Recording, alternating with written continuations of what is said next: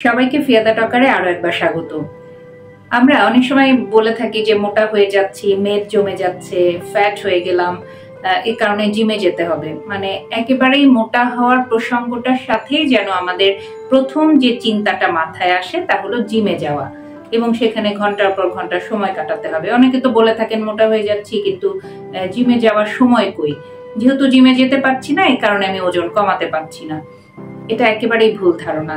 কারণ ওজন কমাতে হলে শুধু যে আমার জিমেই যেতে হবে এমন কোনো কথা নেই।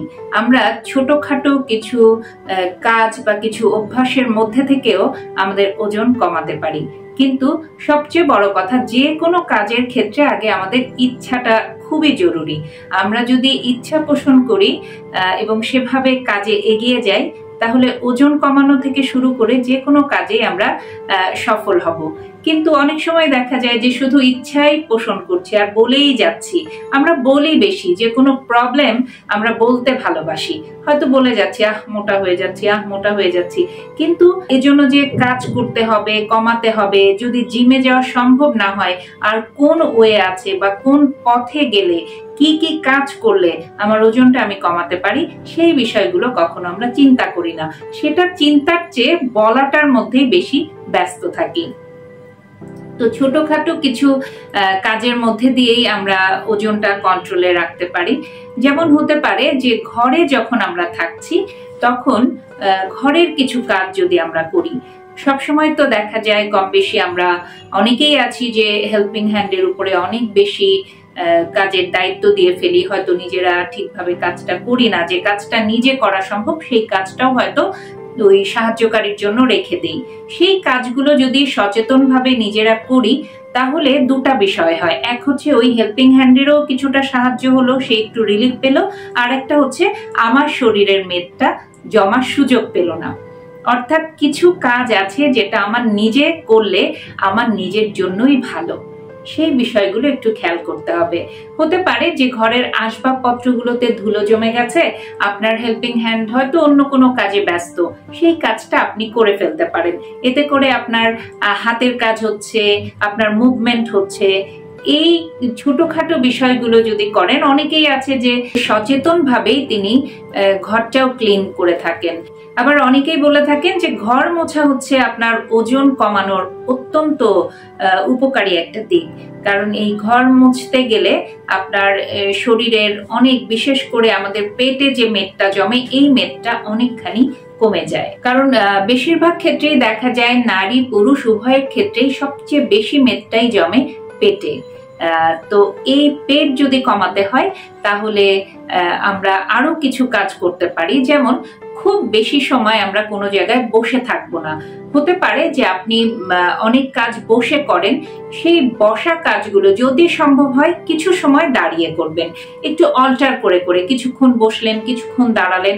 এভাবে কাজগুলো যদি আমরা করি তাহলে একটানা বসে থাকার ফলে যে মেদ, কিছু সময় দাঁড়িয়ে করলে বা একটু অল্টার করে করে কাজগুলো যদি আমরা করি তাহলে মেদটা হয়তো সরাসরি সেভাবে জমবে না। কিছু কাজ আছে যেমন বাগান করা, বাগানের দায়িত্বটা আপনি নিজেই নিতে পারেন। অনেক সময় দেখা যায় যে আমরা হয়তো দাঁড়িয়ে ডিরেকশন দিচ্ছি, কাজটা অন্য কেউ করছে। সেই কাজটাও যদি আপনি নিজ হাতে করেন, যে বাগানের গাছ রোপণ করার জন্য যে মাটিটা প্রস্তুত করা, তারপরে টবের মধ্যে মাটিটা ঢালা, এই কাজগুলো করলেও আমাদের কিন্তু কিছুটা হলেও শারীরিক ব্যায়ামটা আমাদের হয়। এই কাজগুলো আমাদের মেদ কমানোর ক্ষেত্রে কার্যকরী ভূমিকা রাখতে পারে।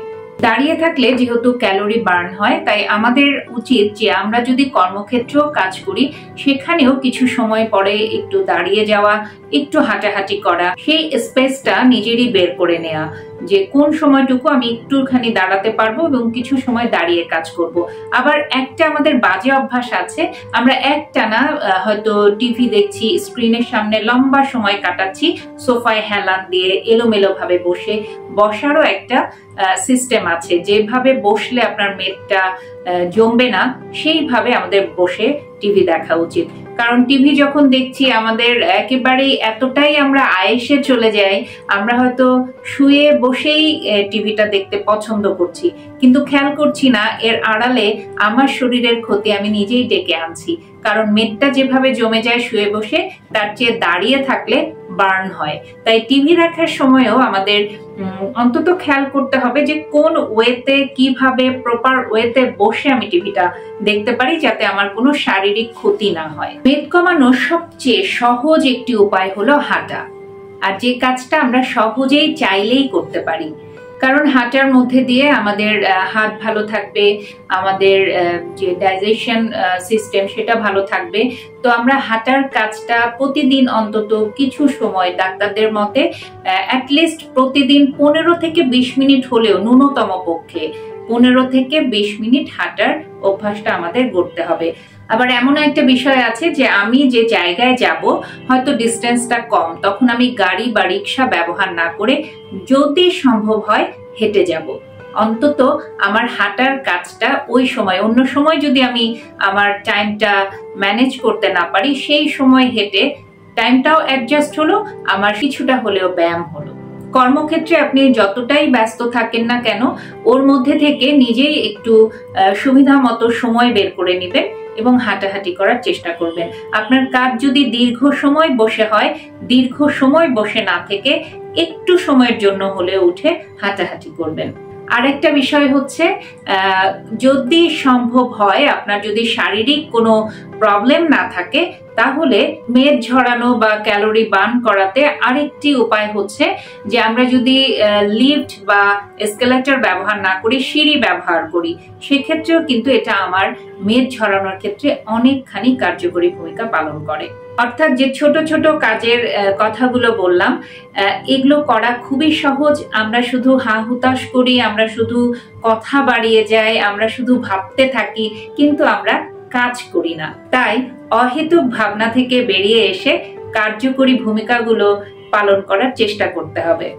আমরা চাইলেই সুস্থ থাকতে পারি, আমরা চাইলেই মেদ ছড়িয়ে ফেলতে পারি। শুধু দরকার আমাদের ছোট ছোট অভ্যাসগুলো গড়ে তোলা। ভালো থাকবেন সবাই। আবারও নতুন কোনো বিষয় নিয়ে খুব দ্রুত ফিরে আসবো। চোখ রাখবেন ফিয়াদা টকারে।